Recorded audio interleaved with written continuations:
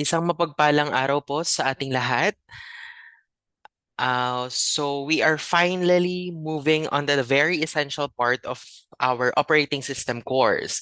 Now, if you look at our screen, our topic is all about file system since it's our module number 4. Kung alam po ninyo, no, madalas kasi na iti-take for granted natin yung pagsasave ng simple files. Na akala natin, no, in just simple click, in just simple save, ano mangyayari? Nandun na yung folder, nakasave na, pero behind po doon sa simple click ng save, mayroon po pala siyang complex at organized system na nagtatrabaho sa loob po ng ating mga computers. Sir, bakit po kaya natin kailangan pag-aralan yung file systems? Since file system is also part of our operating system, you are required to take this course. So isipin nyo na lang ng computer natin ay isang malaking library. No? Kung wala tayong system, walang mga bookshelves, walang labels, walang Dewey Decimal System, kaya ang tatanungin ko, paano nyo kaya mahahanap ang isang specific na documents sa gitna ng madami or millions of data? So dyan papasok yung tinatawag nating file system. No, ito yung nagsisilbing librarian ng ating computer. Siya ang bahala, no, in terms of storage management, na kung saan alamin natin yung exact location sa hard disk drive, sa SSD, kung saan nakasave ang ating pong files. Okay? And also, dito malalaman din natin how the file system organize all the group files. Okay? Paano ino-organize ni computers yung iba't ibang millions of files into folders, into subfolders. No, no, bakit mayroon siyang tinatawag na hierarchical structure? Okay, gumagamit din pala si file system ng ganitong pamamaraan. Okay?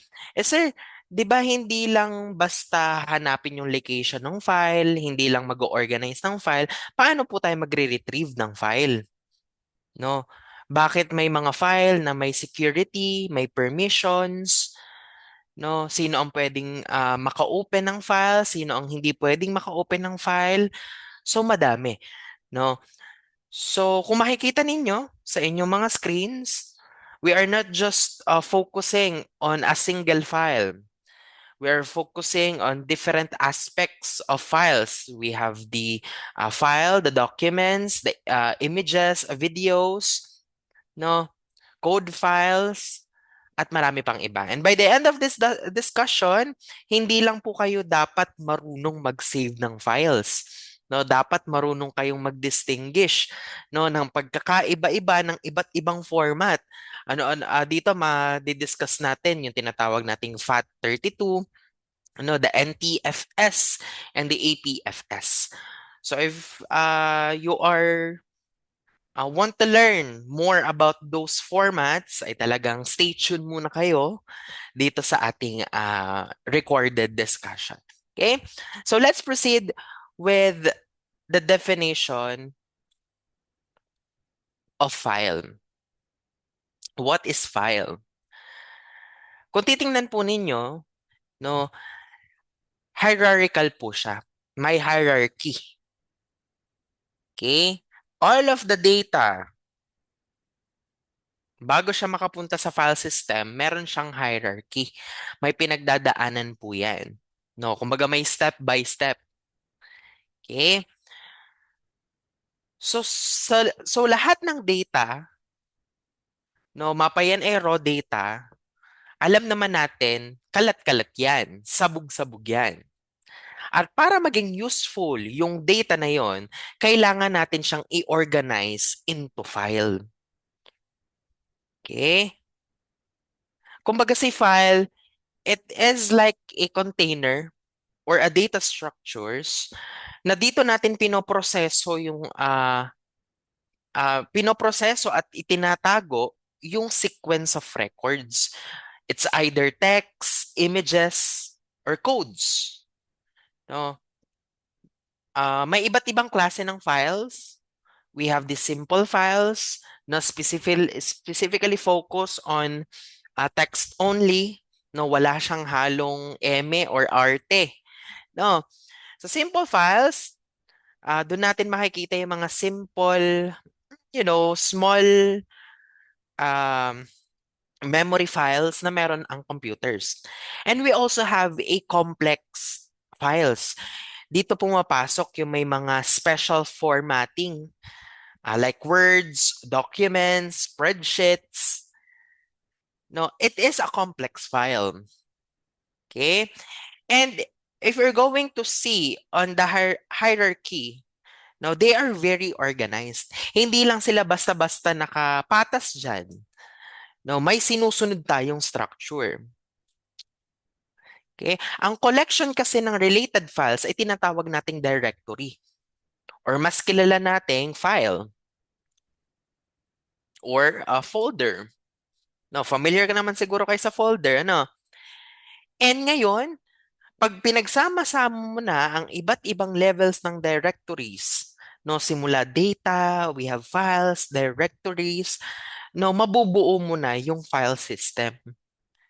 Ito yung bumubuo ng system na nagmamanage na kung paano isinesave, paano nire-retrieve ang data sa disk or sa main memory. Tatandaan ha, a file system ay isang malaking library. At ang file system, ang library at ang mga directories, ang bookshelves at ang files, ang mismong libro na naglalaman ng data. So let's talk about the attributes of file.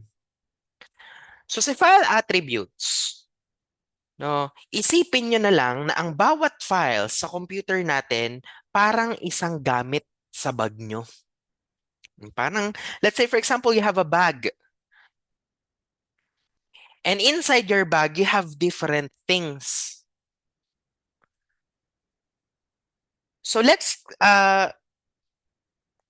kung titingnan natin, yung laman or yung gamit natin sa bag natin, kung basta-basta lang siyang nakalagay sa bag nyo, no, at wala silang, kumbaga, sasabihin natin characteristics or properties, no, medyo mahihirapan tayo na kunin yung gamit natin na nasa bag natin.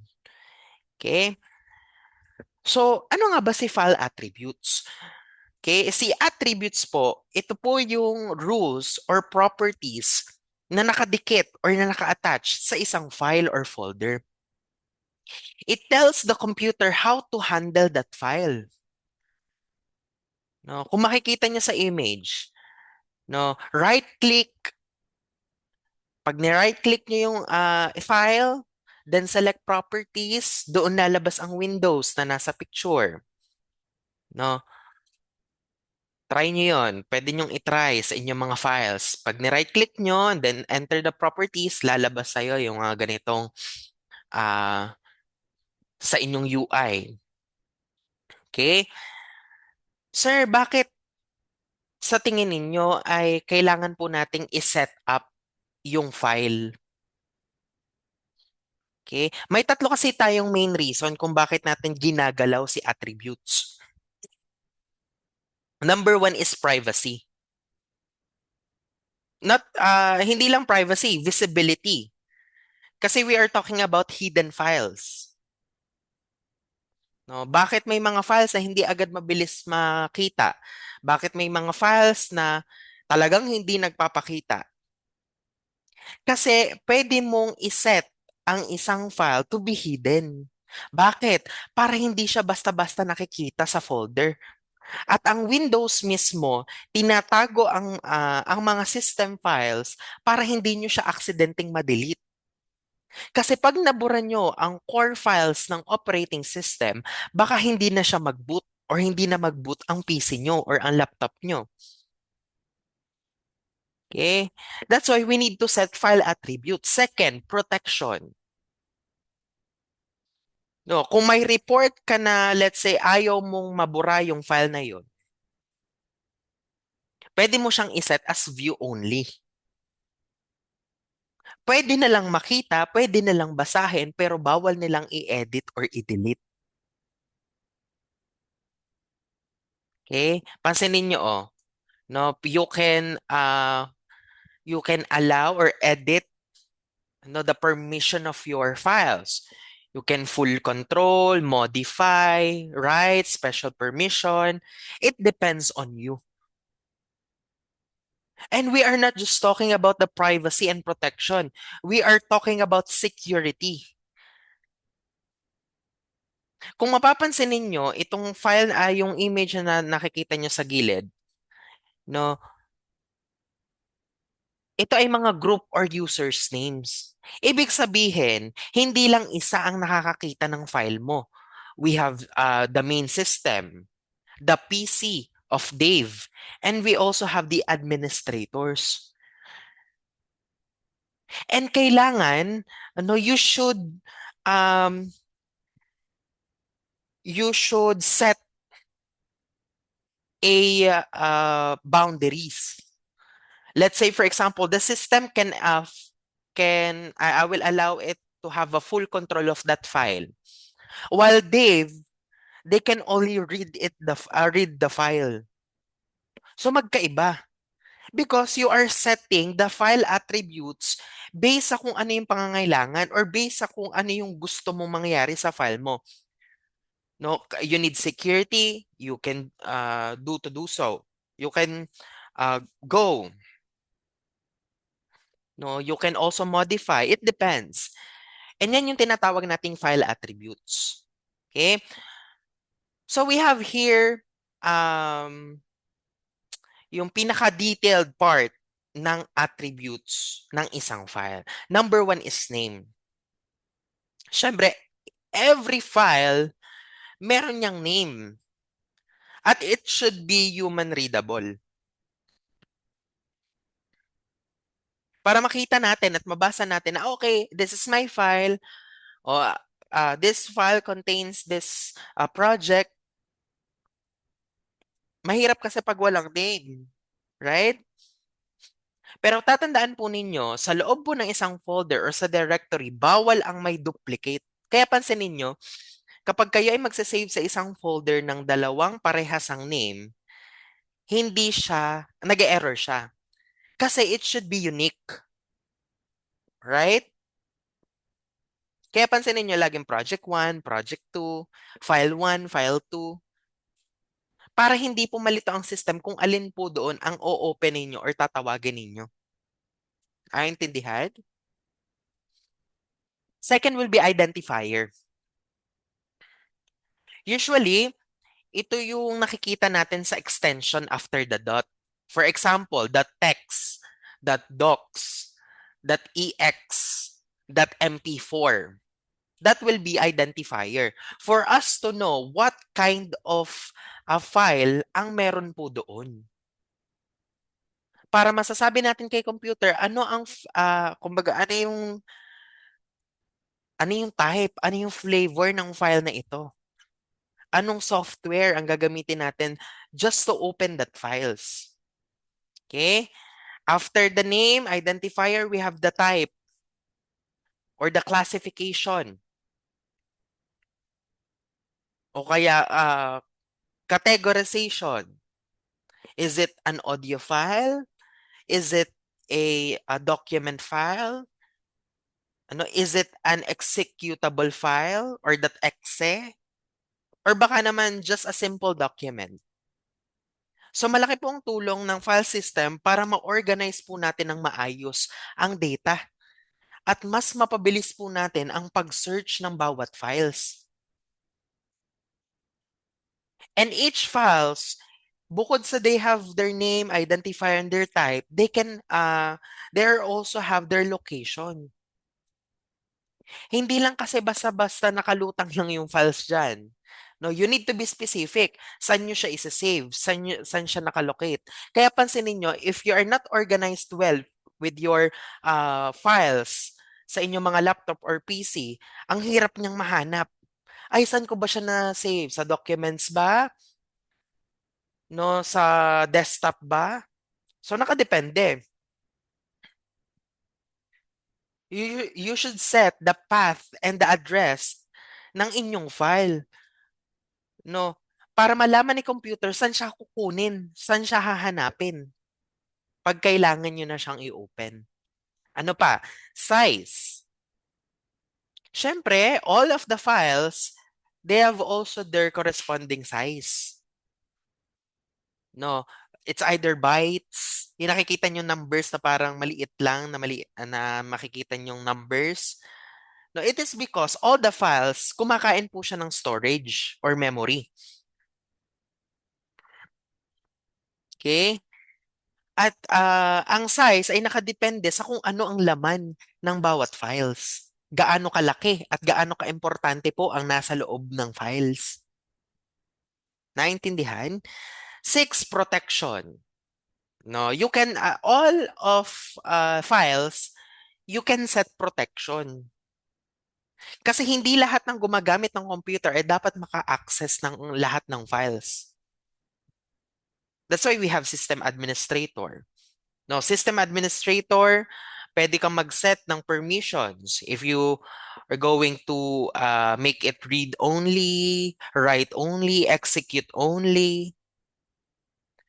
Because it's all about security. Para hindi po agad natin basta-basta mabubura or mababago yung mahahalagang data po ng ibang users. Kaya pansin ninyo yung mga nagkakagalit-galit, ay bakit niya na namang binura na naman tong ganito? Ay, napindot na ganito, ganyan. Kasi hindi kayo nag-set ng protection. And one of the most important aspects of file attributes is protections. Though sa everyday life natin, since you have your own laptop, you have your own PC, no, you don't need protection. Pero paano kapag ang parang nasa iisang company kayo, no?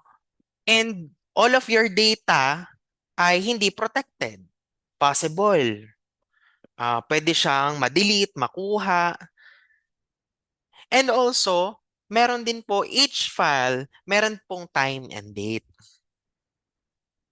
Every time po gumagawa ng file, nag-edit ng file, or nag-iwan, or let's say, katapos na lang mag-edit ng isang file, no, automatically pong nakaset ang timestamp na tinatawag po natin in each file. It tells us exactly kung kailan natin to binuksan or inedit yung file. Sobrang helpful nito, lalo na kung naghahanap kayo ng latest version ng project nyo. Di ba pansinin nyo, pare-parehas yung pangalan. No, ang nagkakaiba lang ay kailan nyo sa inedit. So, ibig sabihin, if you are going to edit a file na kailangan nyo updated, doon kayo pipili kayo ng file na ang timestamp ay pinaka-latest. Para hindi malito at para hindi kung alin-alin ang ating i-open. Naintindihan? Okay. Excuse me. Proceed tayo with the operation of file. Common file operations are these are the 10 essential operation of file management. So we have here the create, open, write, read, seek, delete, truncate, close, append, rename. No, these are 10 essential operations in file management. Tatandaan niyo yan, ha? So let's dig deep about all the definition of these 10 essential operations for file management.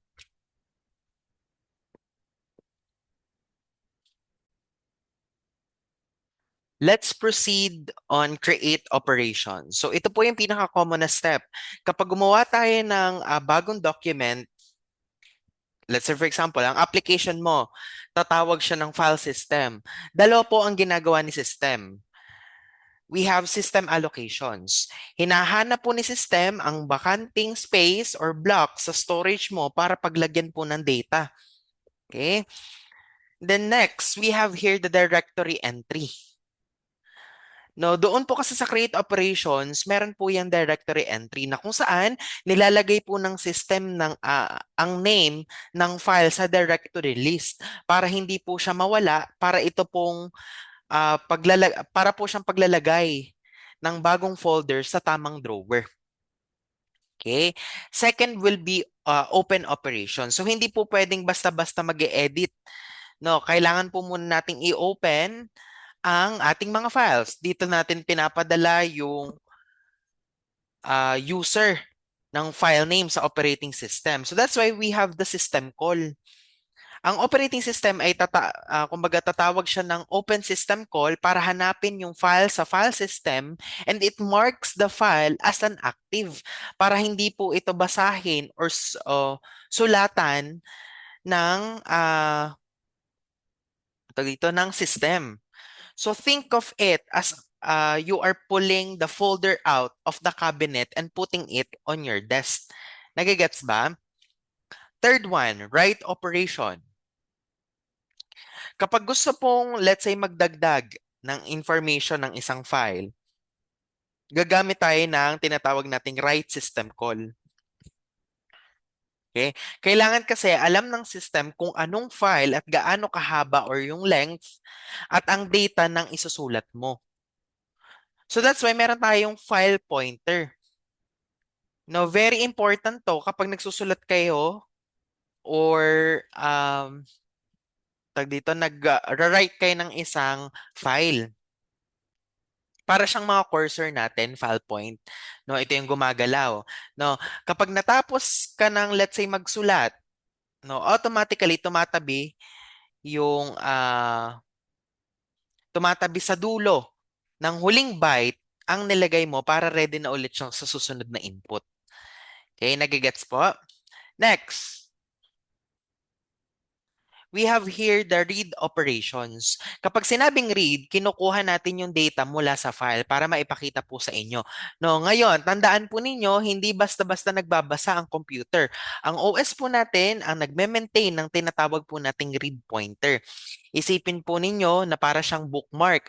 Alam na po ng operating system kung saan or kung hanggang saan part ng data ang nabasa po ninyo.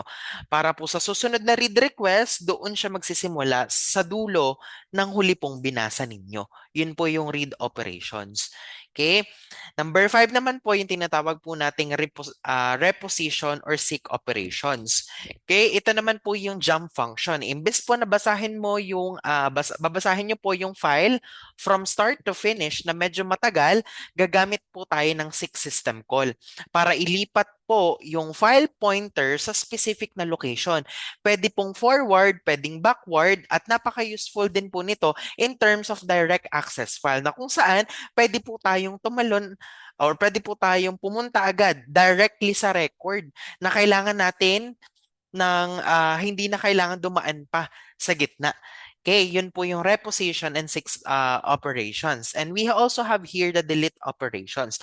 Si delete po, ito po yung misconception ng everyone. Hindi lang po kasi basta nawawala yung file. Kapag nag-delete po tayo, hinahanap po muna ni OS or ni operating system yung directory entry. Kapag nahanap na po yung directory entry nung file na yon, dalawa lang po ang mangyayari. It's either marirelease yung free space ng disk na inoccupy ng file or buburahin po yung entry niya sa directory table para makalimutan na po siya ng system. Okay?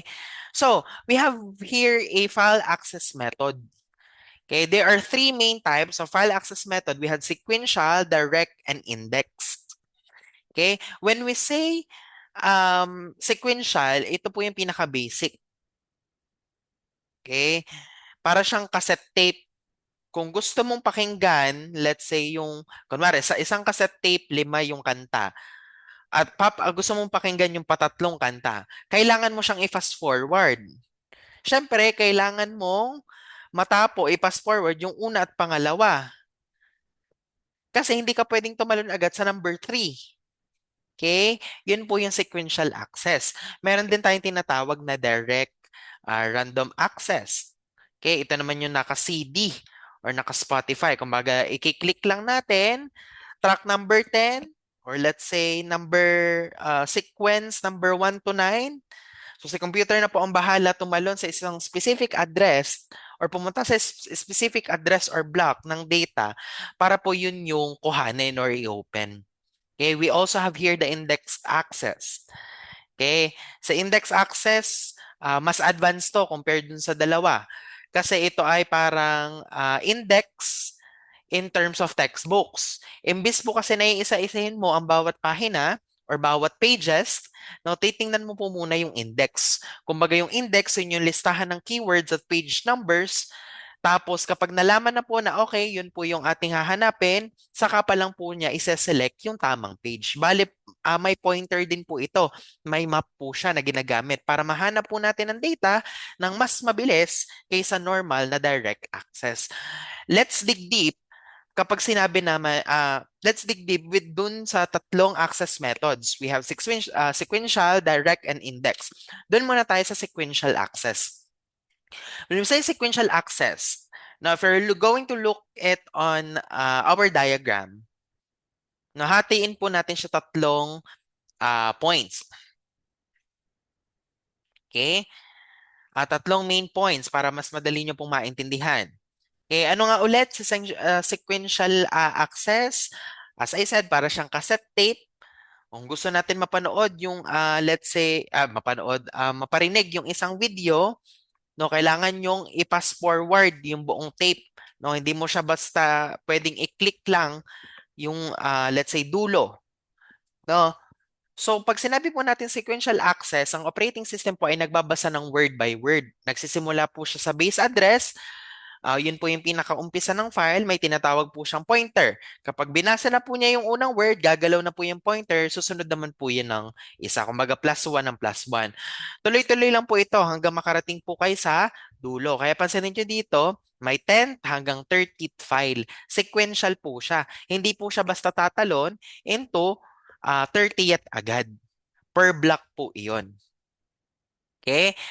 If you're going to analyze the diagram, kung matitingnan po ninyo, meron po kayong makikita na box. Okay? Meron po diyang label na file na nakahati po siya per block. No? And meron po kayong sequential access na kung saan meron po siyang pa-left, ay pa-right po pala. Kung saan hindi po siya basta-basta tumatalon per block. Hinihintay niya po or sequence po ang pagbabasa ng file.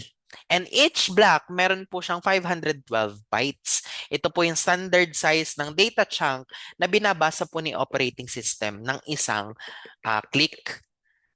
Okay? Sir, bakit po ba mostly ay ito po yung ginagamit na method, yung sequential access?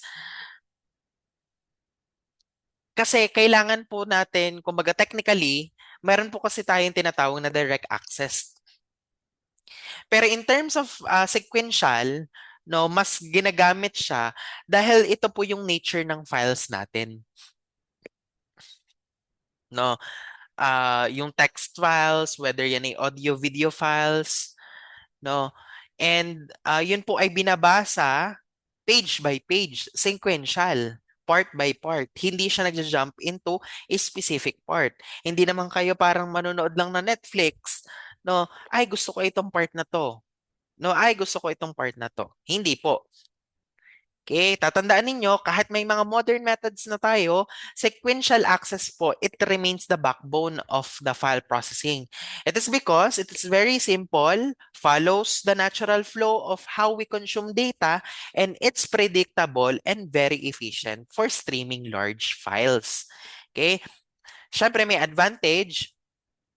Ang advantage naman nito is very simple to implement, no, for file mechanism. It is also used lexicographic order to quickly access the next entry.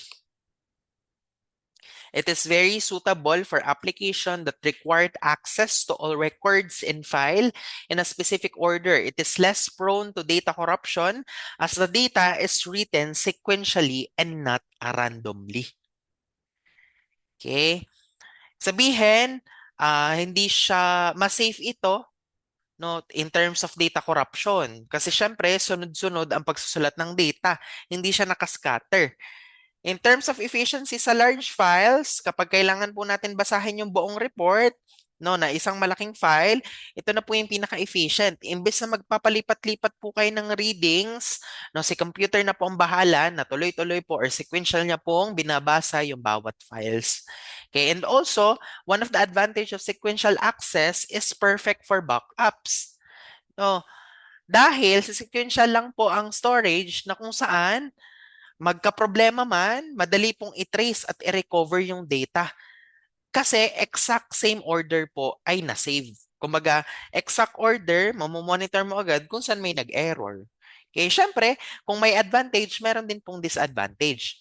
And one of the disadvantage of sequential access method is the file record that needs to be accessed next is not present next to the current record. This type of file access method is very slow. Sobrang bagal. Okay? And another problem of sequential method, nagsisiksikan po. Ibig sabihin, kung kailangan mo, let's say, mag-insert ng bagong data sa middle part of your file, kailangan mong i-move as a sizable chunk or isang malaking part ng file para magkaroon ka ng space. Kasi para kayo nakapila sa canteen, bawal kang sumingit sa gitna. No, you need to adjust. No, kung sisingit ka, kailangan mo itulak yung mga nasa likod mo, patalikod. Okay? And also, one of the disadvantage is maintenance. Hindi siya ideal for frequent updates. Kasi kapag lagi nababago ang data, pagod na ang system ng paulit-ulit ng inayos ang pagkakasunod-sunod ng bawat files. Okay, also wasted storage. It is, if your records have different lengths, nagkakaroon po ng gaps or let's say mga spaces, vacanting spaces sa pagitan po ng bawat files. In short, inefficient po siya sa paggamit po ng ating storage memory. Okay, so we also have here the direct access. Si direct access, gumagamit po tayo ng database. Yan. Nagkakaroon ako ng idea kasi nga since all of us known to use databases. Okay? So, ang concept kasi ni direct access, imagine po ninyo, naghahanap po kayo ng specific na song sa isang lumang cassette tape. Napakaluma naman, ano? Kailangan nyo po siyang i-fast forward or i-rewind ng at para madaanan po lahat ng kanta. No, kasi nasa sequential access kayo, mabagal at very inefficient. Pero sa modern database system, gumagamit po tayo ng direct access or yung random access. Na imbis na iisa-isahin po natin yung records, no, directly po siyang pumupunta sa data po na kailangan po natin. Bakit po ito mas efficient? Kung titingnan po ninyo, no, sabihin na natin na ang storage natin ay nahahati sa mga blocks. At bawat blocks ay may apat na records. Let's say ganon. Alam naman natin na hinahanap nating data is, let's say, for 10th block. Kung sequential access ang gagamitin natin, dadaan pa siya sa 1, 2, 3, hanggang 9 bago mo makuha si block 10. Pero si direct access, no, mag-request lang siya kay database application ng operating system na, okay, can you please get me or punta tayo doon sa exact address sa 10th block. Kahit sabihin na natin may complex task yon, no? Ibig sabihin, mas mabilis po si direct access compare kay sequential access. No, kasi si direct access hindi mo na kailangan pumila just like sequential. You have kumbaga you are directly get into that address. No, para ka nag-teleport. No, yan na ang information mo, meron ka na. Okay, so magkaiba. Sequential from the word itself, sequence, no, direct from directing the specific address, and we also have index access. Familiar ba kayo sa index access?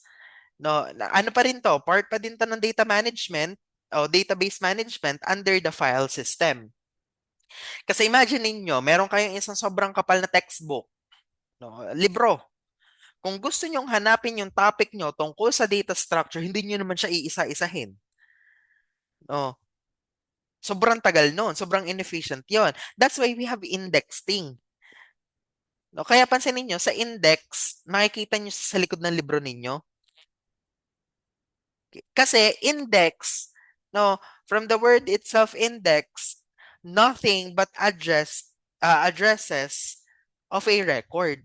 Isipin nyo na lang bilang isa siyang shortcut or pointer. Imbes na halughugin mo ang buong computer or buong file mo sa computers, titingnan nyo na lang yung index para malaman po ninyo kung saang address, saan nakalocate or nakatago yung specific data na hinahanap po ninyo. And one of the advantage of this index access is meron po siyang sorting factor. At para gumana po ito ng maayos, we can sort the file based on the certain fields like alphabetical orders, like ID numbers, no? At kapag nakasort, mas madali po nating gawan ng index group ang mga records. Siyempre, no, may bayad yung bilis. Since kailangan natin mag-store ng addresses at index values, kakain po siya ng extra space sa memory. Para siyang libro, no, na napakadaming index page sa likod, pero dagdag na papel at kapal ulit sa mismong libro. Okay? Indexing makes you searching very quick and easy, lalo na sa pinakamalalaking databases. Pero kailangan po nating mag-sacrifice ng konting memory spaces para po dito. Kung kayo ang pipiliin, talagang nakadepende sa purpose ng files ninyo, no, and how you will assess it or finding your files. It's either sequential, no, index, or direct. Okay, so meron po tayong tinatawag na index access method. Okay, dito po sa index access method, para po siyang table of contents. Sa halip po na iisa-isahin ninyo yung bawat pages, bawat file sa disk po ninyo sa inyong memory, okay? Meron po tayong index or directory para siyang map. Ang index na ito or yung map na ito, para siyang listahan ng lahat ng files name, lahat ng specific location ng inyong pong file sa memory.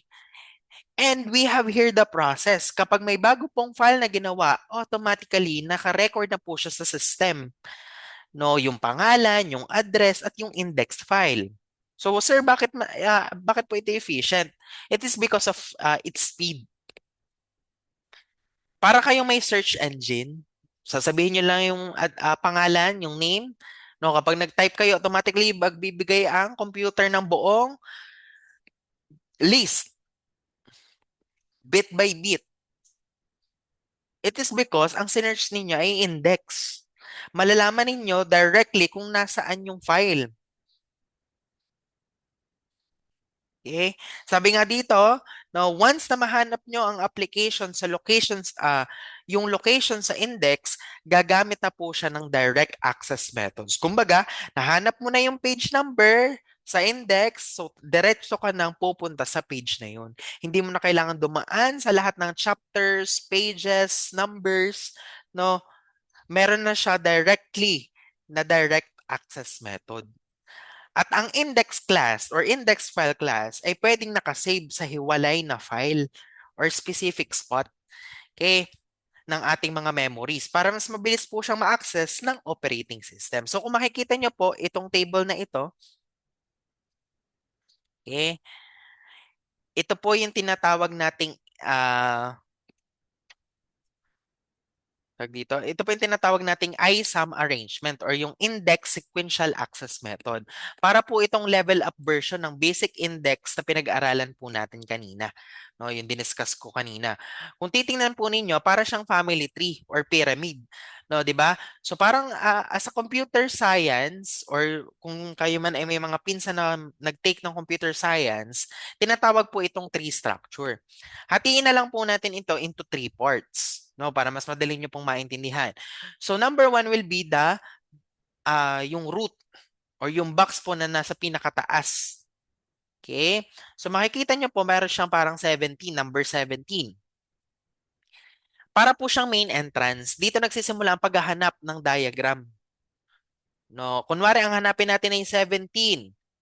I mean, sa 17, siya yung nagsisilbing gatekeeper. Kung ang hinahanap mong data ay mas mababa sa 17, no, pupunta ka sa kaliwang branch. Or let's say, pinakamataas naman, doon ka naman sa right part. Okay? Eh sir, bakit ganito? Parang hindi kailangan naman na titingnan pa ng system yung buong database, no, kalahati agad yung nabawas sa trabaho. Okay? It is because para mas maging efficient. Nagigets ba? And if we're going to analyze the intermediate levels, yung middle row ng boxes, itong 5, 13, 14, 16, 18, 30, 35, 43, okay? Ito po yung mga intermediate indexes. Sabihin, ito po yung nagsasabi ng kung saang specific data po or data page yung kung saan po tayo directly pupunta. Okay? Yan din po yung tinatawag nating subchapters. Okay? Siya po yung nag-guide sa atin ng system, as a system, para mas maging precise po yung paghahanap ng ating pong file. Yun. Kung may nakikita po kayo diyang yellow pages or yung mga yellow boxes po natin sa ilalim, ito po yung physical location ng ating disk or ng ating memory sa disk. Na kung saan dito po lagay yung actual information ng data page 1 to data page 10. Okay, once na na-trace na po ng system yung path mula sa taas pababa, no, dire-diretso po yan sa yellow box. No, yun po yung tinatawag nating direct access. Hindi niya naman po kailangan basahin yung page 1, page 2, page 3, diretso na po siyang pupunta. So kung nasaan po yung record po ninyo. Okay, sir, bakit po ito importante in terms of our courses? Okay, imagine, no, kung may 1 million records ka, if you are data, kung wari ikaw ay data analyst sa isang company, at pinag-handle ka ng million of records, kung iisa-isahin mo yung babasahin, just like sequential, abutin ka ng siyam-siyam, di ba? Pero dahil meron kang ISAM structure, no, o let's say tatlo or apat or 5 decisions, directly, mahahanap mo agad yung data mo. No? Nahanap mo agad yung kailangan mo. At kung mapapansin ninyo, sorted na or nakasunod-sunod niyan, numerically, order na yung mga numbers. Yan po ang rule ni ISAM. Dapat organize ang index para po gumana ang logic ng less than or greater than. Okay? So meron tayo here na directory structure. So what is directory structure?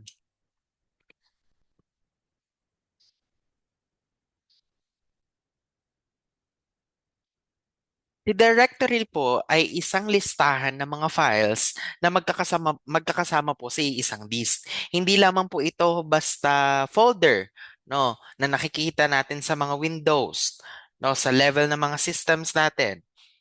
Ito po ay isang malaking file na naglalaman po ng metadata. At ang metadata, ito po yung data about the data. Dito po nakatago yung attributes ng file gaya po ng file name, size, no, kailan ginawa or yung creation date at kung sino po ang owner. So meron po tayong tinatawag na directory entry. Okay, sa directory entry, bawat file po na isinesave po natin ay nagkakaroon po ng entry. Sa directory na po ito, kumbaga po sa attendance sheet, ang bawat estudyante ay may sariling row kung saan nakasulat ang pangalan nila at details nila. Okay. So, kung makikita niyo po ang ang ating pong diagram sa inyong right side, okay? Meron po kayo makikita diyan na the hard disk and the storage and its partition. And each partitions, bukod sa meron po siyang files, meron din po siyang directory. As I said, sa directory po ang ang merong or kumaga ang may dala ng metadata. Okay? And each metadata or each directory ay merong iba't ibang klase ng file and their attributes. Yan po yung tinatawag nating directory entry. Tatandaan nyo ha, bawat partition ay kailangan pong magkaroon ng at least one directory. Okay, para matrack po kung anong mga files ang nakatira po doon sa loob ng partitions na yon. Okay?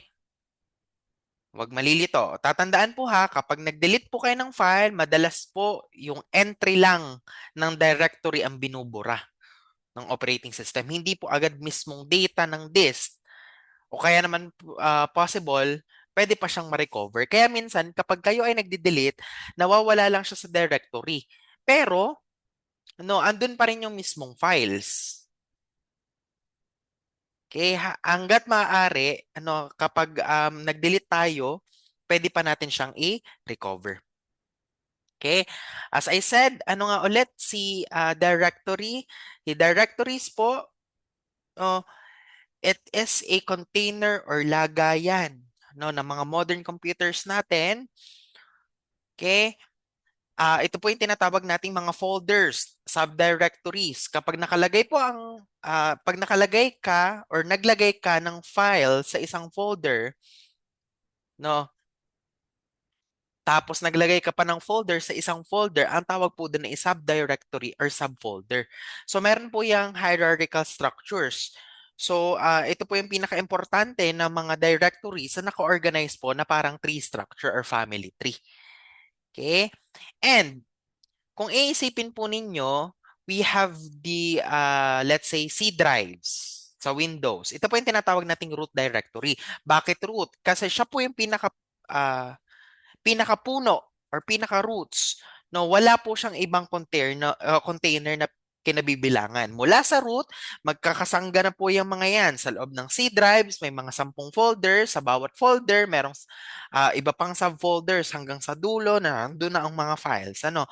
Sir, bakit siya very logical? Kasi ang main goal ng hierarchical structure ng logical organization na instead of just having a lots of folder on your hard drive na kalat-kalat, you can create subdirectories that are focused on one area. Halimbawa, hindi lamang po siya pang school. Let's say, for example, mga laptop ninyo, may folder kayo for personal, for school, for first, kunwari school, tapos sa school, under the folder of school, merong second semester, first semester. Sa first semester, andun yung mga subject ng first sem. Sa sunod na folder ng second sem, andun yung subject. And each subject, meron din po yung under ng assignments, under ng assignment, andun yung mga documents. Nagigets ba? So kung makikita natin, ito po yung hierarchical, yung sinasabi ko kanina. Okay? At isa sa one of the most important skills na hindi lamang po dapat alam ninyo ay kailangan nyo po magkaroon ng kaalaman in terms of file management and hierarchical structures. Kung titingnan po ninyo, sa My Documents, okay, yan po yung kumbaga, root. At ang subject directories ninyo, yan yung math, physics, chemistry, computer science. Okay? Other than subject directories, meron tayong subdirectory system. Yan na yung Unit 1, Unit 2, Unit 3, Unit 4. And each units, meron po siyang specific folders. Operating system, I/O, utility programs, translators, low-level, high-level programs, Python, IDE. Yan po yung tinatawag nating hierarchical. And if we're going to analyze a folder with different folders and documents, yan po yung malalaman natin. Kumbaga, ang inaaral natin dito is how the file system manage different documents and files na hindi po siya sabog-sabog. Gets? Okay. So, as a directory can be viewed as file that contains metadata of bunch files, meron po tayong several common operations on the file. Okay? So, we have the file creation, search for the file deletion, renaming the file, traversing files, and listing of files. Okay? Doon po sa file creation, as I said, no, pag nag-save ka ng bagong document, meron na namang directory, mag-update na naman ng listahan, magkakaroon namang create entry. No, ang search, makakapag-search ka naman ng file, no, nakakapag-delete ka naman ng file, pwede kang mag-rename ng file, Now you can also list the files. So let's proceed with the file system in operating system. As I said kanina nung introduction, discuss natin yung iba't ibang methods of operating system in terms of storing, organizing, and managing files and directories sa ating pong storage devices. So we have here the file allocation table. So ito yung pinakamatanda, no, older file ng ating pong uh, older versions ng Windows in terms of allocation ng file. Kaya kung makikita ninyo, very simple lang siya, no, compatible siya sa lahat ng bagay. Kaya madalas po nating makikita po ito sa ating mga Universal Serial Bus flash drives. No, pero dahil very old school, kailangan hindi na po siya, kumbaga hindi siya very advanced in terms of security features. That's why we have here the NTFS or yung tinatawag natin New Technology File System. No, kung Windows users ka, usually, ito ang ginagamit ng everyone. No, very powerful ito in terms of supporting permissions para hindi po basta-basta ma-access ang files, compressions, encryptions, para safe po yung data. Okay. We also have here the extended file system na kung saan ito yung standard ng Linux at Unix users natin. No, kung medyo mahilig ka sa open source or parang ito yung bread and butter pagdating sa storage and management. We also have here the hierarchical file system. You are familiar with the hierarchical file system. No, usually ito yung ginagamit ng mga Mac OS na operating systems. Okay? So para matandaan po ninyo, magkakaiba po sila ng style in terms of pag-organize ng file. Pero iisa po sila ng goal para masigurado po natin na mahanap po natin yung mga files na ini-input po natin na kailangan po ninyo. Okay? Different way of file system, meron naman po siyang iisang goal. Okay? Siyempre, merong mga advantage of using the file system. Number one is the organization. Okay? Organization, a file system allows files to be organized into directories and subdirectories, making it easier to manage and locate files. No, syempre, file system na yan, no, ang isa sa kakayahan niyan ay mag-organize ng mga files. Okay? Ano pa, data protections. As I said, pwede nyo siyang lagyan ng protections. Okay, permissions. You can also recovery dahil merong backup and restoring. And also, can improve performance. Mas mabilis ang trabaho po ng everyone. No, it's all about performance. Kasi ang isang well-designed file system ay hindi basta-basta nakalagay sa data kung saan-saan lang. Ino-organize po ng file system ang data efficiently sa loob ng disk or SSD. Anong result? Mas mabilis mag-read, mas mabilis mag-write ang computer. Kapag kinlik mo ang file, lilitaw agad yung file. No, dahil alam ni system yung pinaka-shortest path na pwedeng makuha ng data na yun. In short, class, the file system is the brain behind how your computers remember where everything is. No, keeping it safe from hackers or errors and makes sure na hindi mabagal ang takbo ng inyong system. Since there's advantages of using the file system, there are also disadvantages. No, hindi naman kasi laging perfect. No, lahat lagi. No, number one issue of file system is the compatibility. Di ba minsan napapansin ninyo, pag nag-save kayo ng project or ng file, let's say naka-format ng pang Windows, kapag yan ay isinend nyo kay Mac, possible hindi mabasa. Or let's say Linux, hindi ma-open yung file. Hindi agad siya mabasa. Bakit? Magkaiba po kasi sila ng language and format. And it makes data transfer really difficult. No, kasi when you're working across different operating systems, medyo mahirap 'yun. No, kung kilala niyo si Sir B3, meron siyang meron siyang ano, meron siyang laptop na MacBook. Ngayon, hindi siya makapag-Excel doon. Kasi kapag kasi kami ay nagko-compute ng grades, no, sa using Excel, kailangan Excel talaga. Kasi kapag yan inopen mo kay tawag dito kay macOS, hindi siya ma-open, hindi compatible. So, ganun po yun. One of the disadvantage of the file system is compatibility. Hindi lahat pare-parehas ng tawag dito ng format kapag nagsasave ng project. That's why, kung pansinin nyo, nakakapag-open ka ng file na galing sa Windows, it is because it is created from also the operating system na Windows.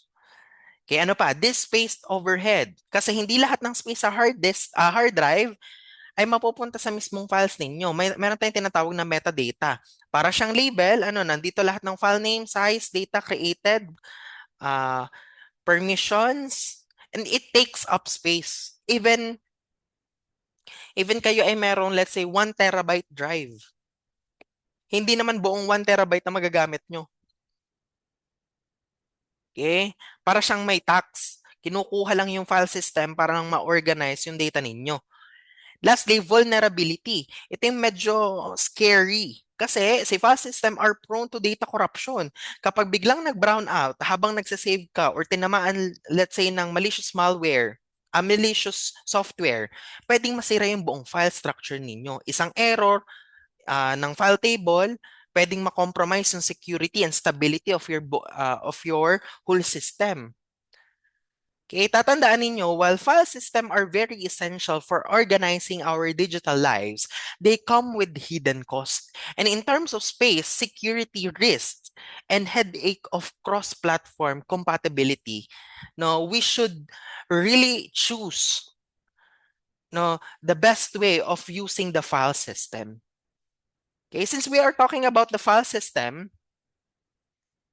okay, mas hanapin natin kung ano yung different issues na meron si file system.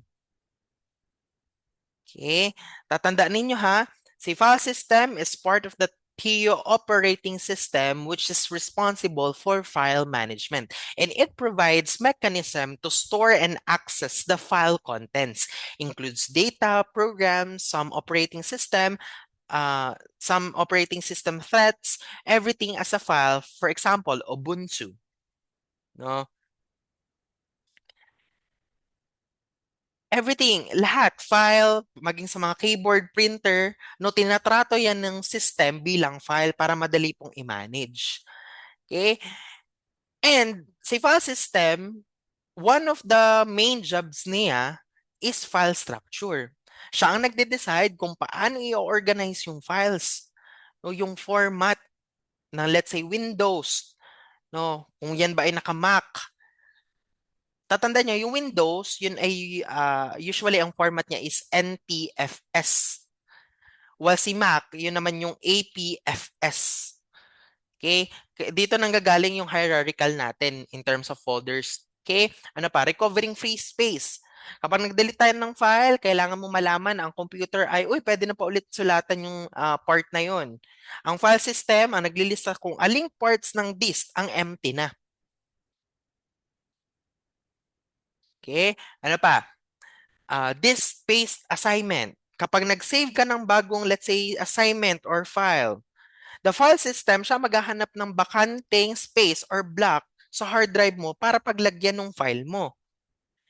And tracking data location kasi ito yung pinaka-crucial. Siya yung bahala para hanapin, para siyang GPS, sa kapag kailangan mo yung isang file, alam nyo kung saang sector o isang track siya ng disk nakatago para ma-open mo siya agad. In short, without the file system, magiging isang malaking digital chaos ang mga computers natin. Okay? At yung mga problems na possible na mangyari kay file system, ito po yung mga bahala doon. We have the file structure, recovering free space, disk space assignment to the files, and tracking data locations. Okay, isa-isahin natin. Let's dig deep in terms of file structure. Sa file structure, we have the file, hindi to siya, kumbaga hindi basta-basta tinatapon ng data ang data sa disk. Ang task ng system is to maintain the optimal structure. Parang pag mag-aayos ka ng libro ng yung libro sa shelf, no, para mabilis mahanap at ma-access niyo yung data natin, siya ang bahala to organize. No pa, recovering free space as I said, no, pag nag-delete kayo, pwede niyo siyang, kumbaga meron siyang recover or natatrack niya kung saan pwedeng i-recover yung space. Okay? So, kumbaga, this space assignment, same lang din naman nung sinabi ko, meron siyang disk scheduling algorithms which will na ito naman ay ating didiscuss din maya-maya lamang para mas masigurado po natin na efficient ang pag-save at hindi po mapagod ang ating disk reader. Track and data location, GPS, no, siya yung bahala to really track where are the located files na meron po tayo. Basically, no, si file system is all about organization and efficiency. Okay? So titingnan po natin yung image that elaborates how the file system is divided into different layers and also the functionality of each layer.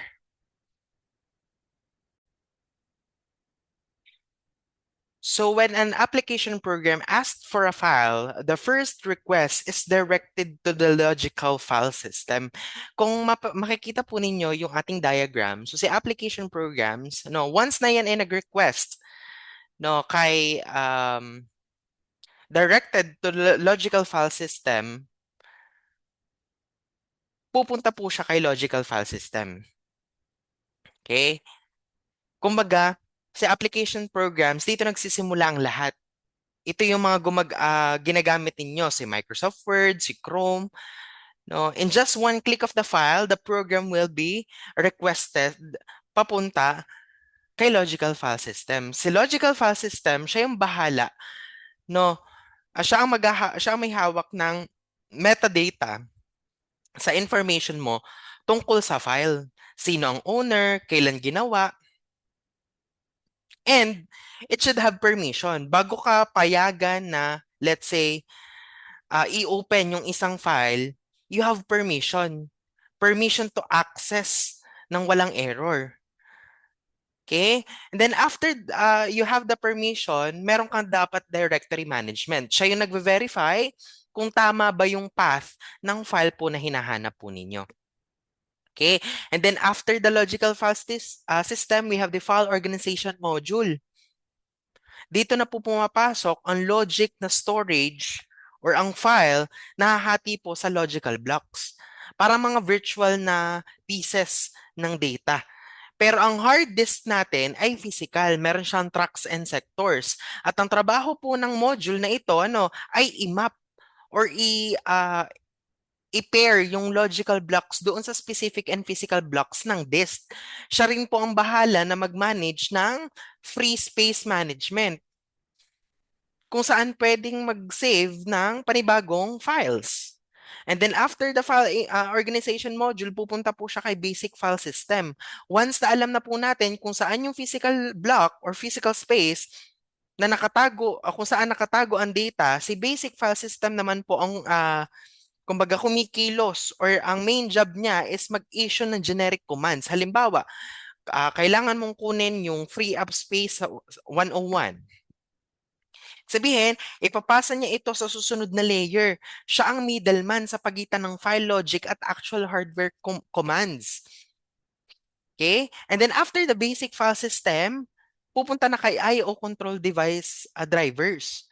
Ito yung translator natin. Alam naman natin na iba-iba ang brand ng hard drives. We have SSDs, HDD, at ang layer na ito ay naglalaman ng device drivers. Ito ang nagko-convert ng general commands mula sa taas papunta sa low-level instructions na maiintindihan po ng specific hardware. Dito rin po hinahandle yung mga interruptions at mga signal na sinasabi, okay, tapos na ako mag-read, may error ang device, may ganitong nangyari.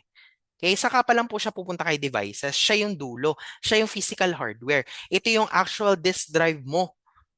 Dito binabasa yung magnetics or electronic signals para makuha po ninyo yung bytes ng data na kailangan po bawat applications. Tatandaan nyo ha, you need to think about the application. Para kayong umu-order kay Jollibee, Ang application, ikaw yon. Ikaw ang umu-order. The logical file system, yan yung cashier. Tinitingnan kung ikaw ay may pambayad. And the file organization, siya yung bahala to assign kung saan ilalagay yung tray ng order mo. At si IO, no, siya yung mismong cook na magluluto ng iyong food. And device, siya yung gagawa ng actions. Right? So, kung titingnan ninyo yung diagram, it is not actually complicated. It is show how the file system divided into different layers na akala natin isang open lang pala yan ng files. Hindi pala. Madami pala. No? And we are going to talk about the allocation method. When we say allocation method, no, ito po yung mga hard drives na kung saan alam na po natin kung saan natin siya ilalagay. Kumbaga naka-allocate na. So kanina na-discuss ko in terms of memory management doon sa last kong topic, okay? Which is yung continuous allocation. Linking allocation, FAT, index allocation, linking index allocation, and inode. Okay, para mas maintindihan ng everyone, sa file po, sa continuous allocation, ang bawat file dapat nag-iimbak po siya ng, kumbaga, magkakasunod na space or blocks. Okay? There's always a pros and cons sa paggamit ng allocation methods. In terms of continuous allocation, we have pros. No, alam naman natin, sobrang bilis. No, kasi one directions lang ang galaw ng dist head. Pero the cons will be for continuous allocation is nagkakaroon ng external fragmentation. No, nagkakaroon ng bakante yung spaces. Second, linked allocation. Ibig sabihin, ang bawat block may mga pointer para alam kung saan ang sunod na block. Kahit saan-saan sila nakakalat, ay okay lang. Pero the problem is, kung masira ang isang pointer, goodbye na ang buong file. Medyo mabagal na kung iisa-isahin pa siya per block. Okay? We also have here the FAT. No, si FAT naman, or file allocation table, it is usually used na imbis na pointer ang nilalagay, gumagamit tayo ng FAT or file allocation table. Mas mabilis mas-search ngayon, yung mga files natin. Index allocation, as I said, may index tayong ginagamit, may table of contents, no? And dun titingnan yung directions or direct access ng isang files. We also have here the link index allocation, kung saan ito naman ay more on hindi na kasya yung pointers sa isang index blocks. Dito na papasok yung link indexing, kung saan yung isang index blocks magtuturo or magdadirect sa isa pang index blocks. Okay? And lastly, we have inode or index node. Ito yung very sikat. Wow. Very sikat na ginagamit or laging ginagamit kay Unix and Linux operating systems. Kasi pinagsasama-sama nito yung direct and indirect blocks para magkaroon ng maliit na listahan ng mga blocks. No, para maliliit na yung files. Pero may double at triple indirect pointers, no, para sa mga malalaking files. So dito sa aking sa ating latter part of ating discussion, ating magdidig deep sa every methods sa allocation method. So unahin natin si continuous allocation. Si continuous allocation, as I said kanina, no, pag nagsasave tayo ng files, kailangan natin ng blocks na magkakatabi at magkakadikit. Okay? Ano ang rule? Kung ang file mo ay nangangailangan ng 3 blocks, dapat humanap ang system ng 3 magkakasunod na spaces na blocks.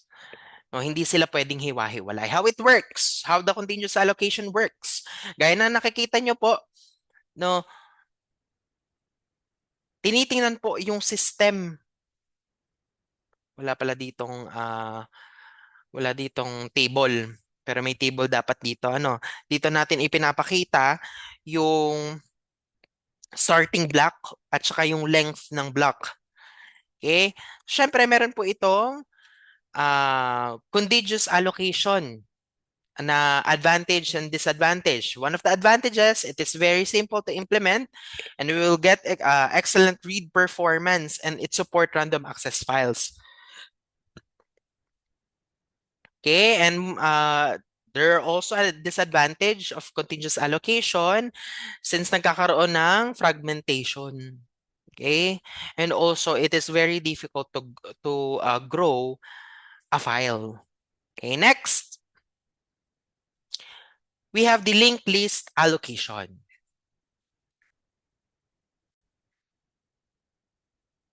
So linked list allocation solves all problems of continuous allocations. Okay? So, bago yon, ano po ba ang method ng linked list allocation?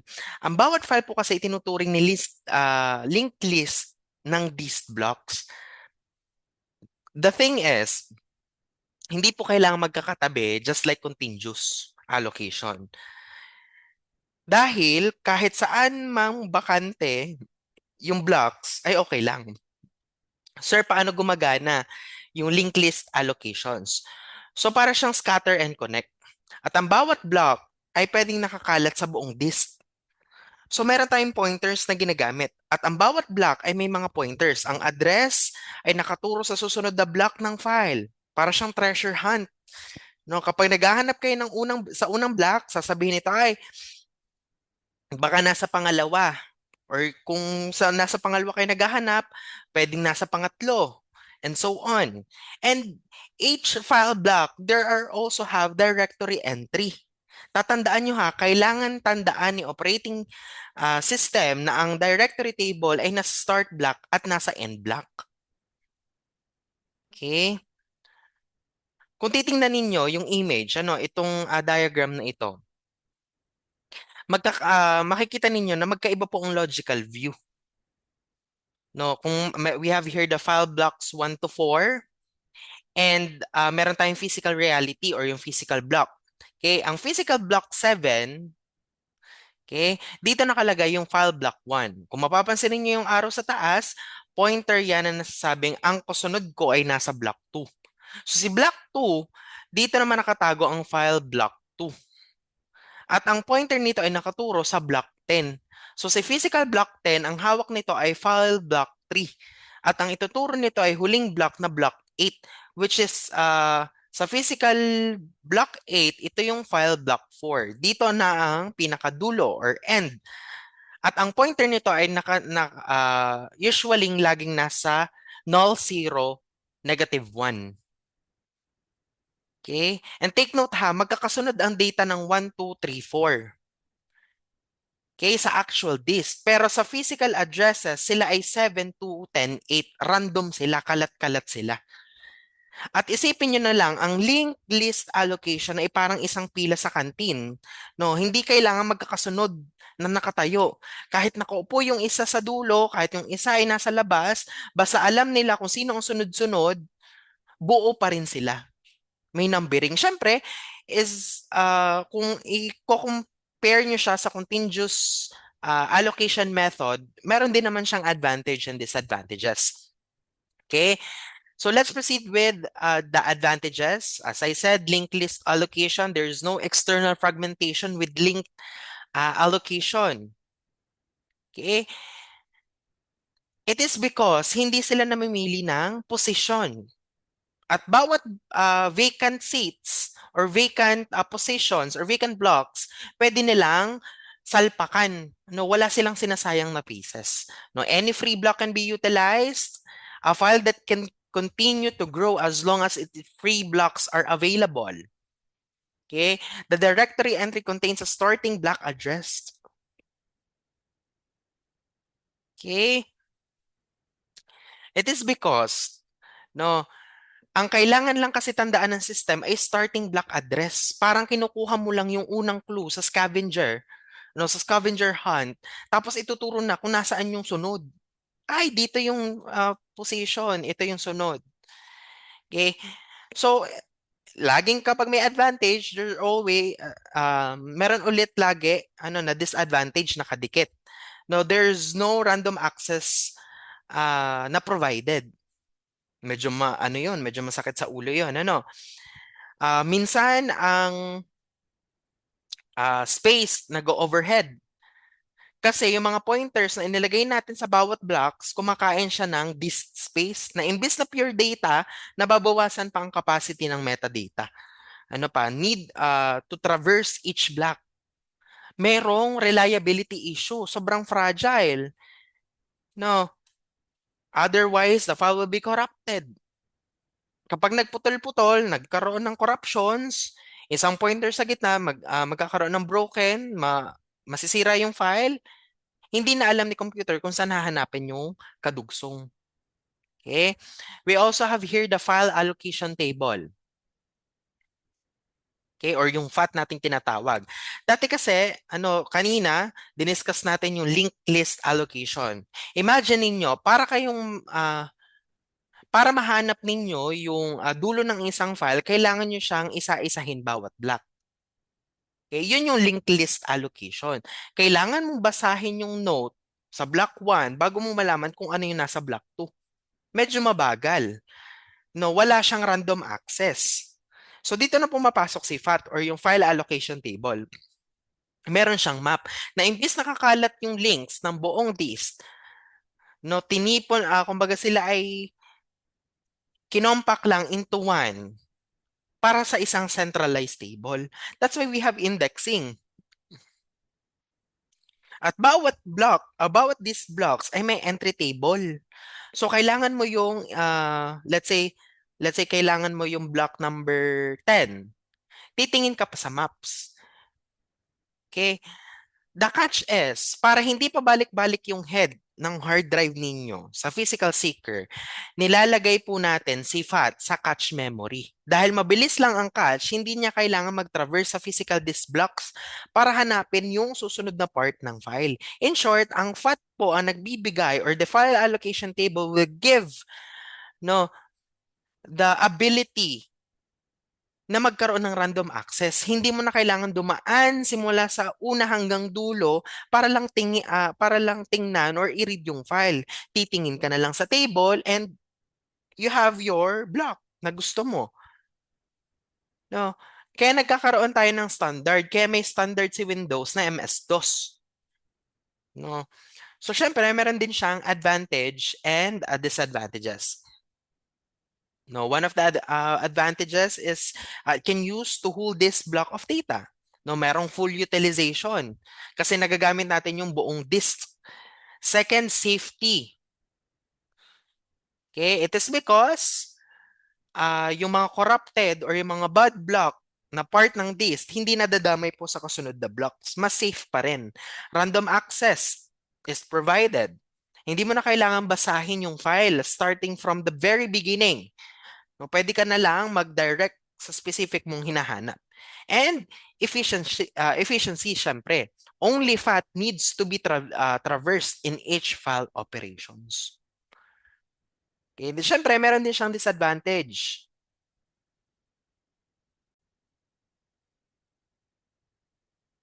Each disk no, needs a FAT entry.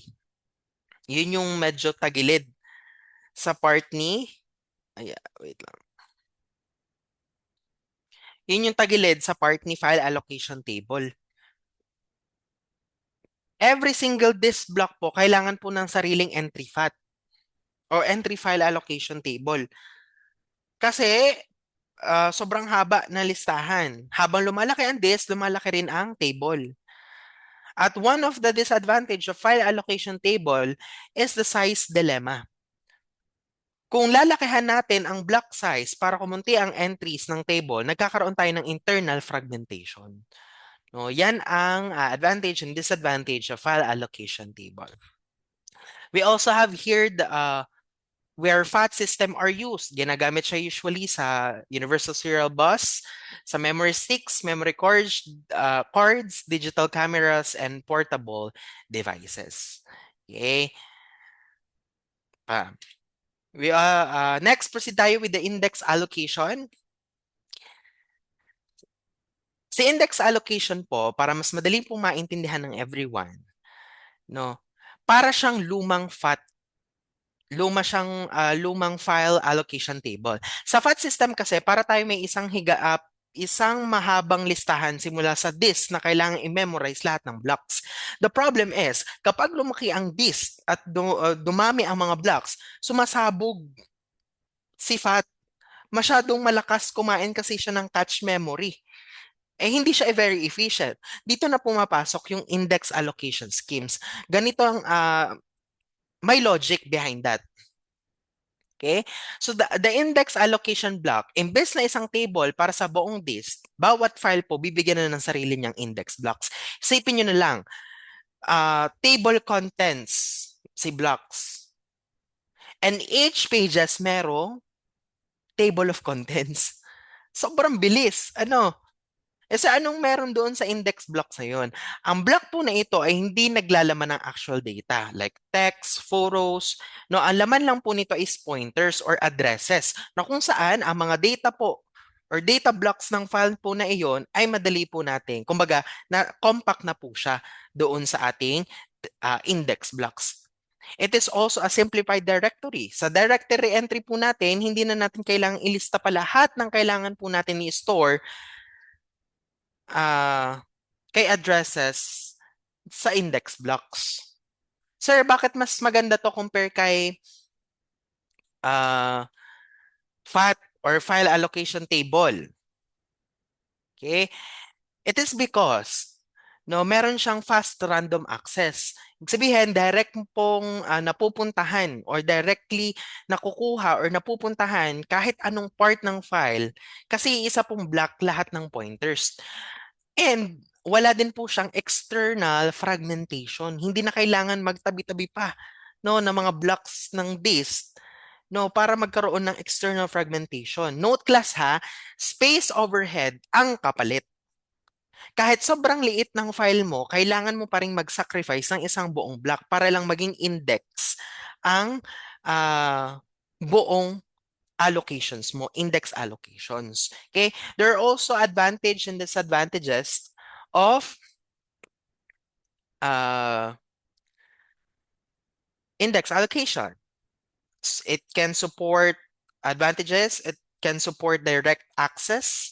No, they can also a bad data block caused by the loss of block. No, unlike linked allocation po, na kailangan po dumaan sa lahat ng blockses para mahanap natin ang dulo. Si index po, titingnan niya lang si index block. And localized na po yung damage niya. Hindi niya po naapektuhan yung each file na meron. Syempre may disadvantage din. A bad index block could cause the loss of entire file. Isa yon. The size of the file depends upon the numbers of pointers and index blocks can hold. Kasi nakadepende yung laki ng file mo kung gaano karaming pointers. Space efficiency for small files. Total waste of space. Kasi isang buong block pa rin para sa isang index. Ano pa? Pointer overhead. Mas marami po tayong kailangan i-manage na pointers para mas makita po natin yung memory compare sa ibang simpler methods. Gets ba? Kumbaga dito, speed is great, pero kailangan nating ingatan yung index blocks natin. Lastly, we have the inode. Si inode, usually lagi itong nakikita sa Unix operating systems. Okay? Each file is indexed by an inode, that are special disk block which is created with creation of the file system.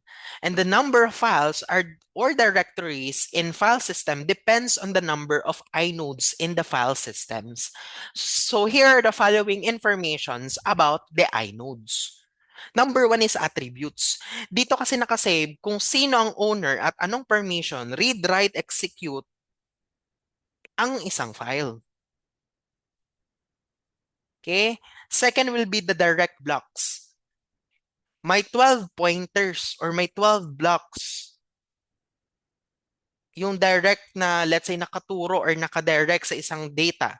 Kung maliit lang ang file mo, okay na dito. Kay inode. A single direct pointer which points to an index blocks. Okay? Ibig sabihin, no, kahit na maliit lang ang file mo, directly itong nakikita. Okay? Nakaturo na siya sa mismong pointers sa listahan. A double indirect pointers, which points to a disk block that can collect, is a collection of pointers to a disk blocks, which are index blocks. Level up na. Oh, may pointers na sa iba pang blocks, no? Meron pa ulit siyang pointer sa isa pang blocks. Para siyang referral ng referral para hindi mawala, no? And then also meron din tayong tinatawag na triple indirect. Tatlo ang layer ng pointers bago mo mahanap ang file ng blocks. Ginagamit po ito sa mga malalaking files. In short, ang inode po ay parang sinasabi kay computer na ano ang file at nasaan talaga ang bawat piraso ng disk, bawat piraso ng file. Kumbaga talagang bit by bit makikita at makikita natin. Okay? So kung titingnan po ninyo yung inode, no, all of data merong direct pointers. No, kung makikita ninyo yung inode header, ito yung yellow box. Dito nagsimula lahat ng attributes. Yung permissions, timestamps, no, the direct blocks, alam naman natin, yan yung direct na nagtuturo kay data. No, we have also here the indirect layers, no, and we have single indirect blocks, double indirect blocks, which is si single indirect blocks ay nakaturo sa pointers at si pointers ay naka-directly point into datas. Ko single na yan. It is a single indirect block kasi may isang pointer, single pointers. Si double indirect block, meron siyang dalawang pointers no na tinuturo yung single data. Well, sir, bakit walang pointers si triple indirect blocks? Kasi pinaka-complex na po siya kasi meron siyang tatlong layer ng pointers. No, ginagamit ito usually sa mga malalaking files na ang ano na ay terabytes. Ang dami na ay terabytes. Sir, bakit ganito yung design? Sir, bakit parang ang gulo? Bakit kailangan mas maraming pointers? Mas efficient, no? The answer is, kung ang file ay maliit, sobrang bilis i-access dahil direct ang blocks. Pero dahil indirect ang system natin or system na ito, no, ang file system ay mas nagiging flexible. Kumbaga kaya niyang mag-handle ng sobrang liliit na files at malalaking files nang hindi nasasayang ang space ng disk. So basically, the inode is the brain that knows exactly which folder or subfolder of the disk to open para mabuo natin ang file natin. Okay?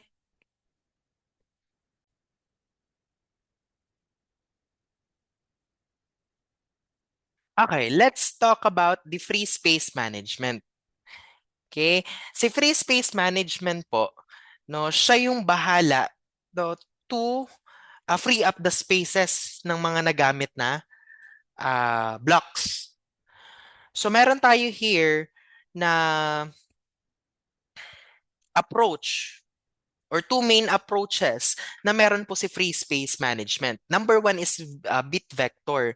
Dito po, gumagamit tayo ng series of bits, zeros and ones. No, kapag bit ay 1, hindi yung hawak mo ang bit ha, ibang bit yon.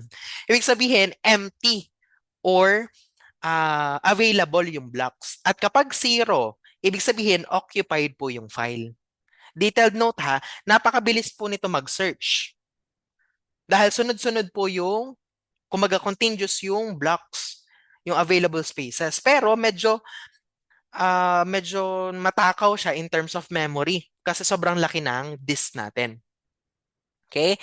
We have here the linked list. Dito naman, hindi tayo gumagamit ng table. Sa halip, gumagamit tayo ng available blocks or pointers. Papunta kay bakanting blocks. Okay, ang system kasi ay may hawak lang na isang pointers Kapag kumuha ng space, i-update lang natin si link para malakdawan niya yung kinuha mong block. Siyempre, may pros yun. Hindi ito masyadong nagko-consume ng space unlike the bit vector. Pero siyempre, may cons din. Medyo mabagal siya. Mabagal siya in terms of traversing kasi kailangan mo siyang pasadahan ng isang chain para makita mo lahat ng free spaces. Okay, so class, tatandaan ha, si bit vector, it is speed finding continuous blocks, while linked list is simpler in terms of space overhead. And I hope the file system ay naunawaan po ng everyone. Nakita natin gaano ka-complicated ang isang pag-save lang or isang pag-allocate lang ng isang file at paano natin siya malalaman. Okay? And I know na hindi lang pala siya basta file system. No? It also talks about the memory management. That's why it is connected, yung una nating chapters at itong file system. And next, after this discussion, no, I hope na kayo ay ready pa rin for the next lesson for input and output. Remember guys, ang ating pong file system, it is also part of your midterm. And as I said, thank you for listening and I hope you really understand, no, at madami kayong naunawaan in terms of file system.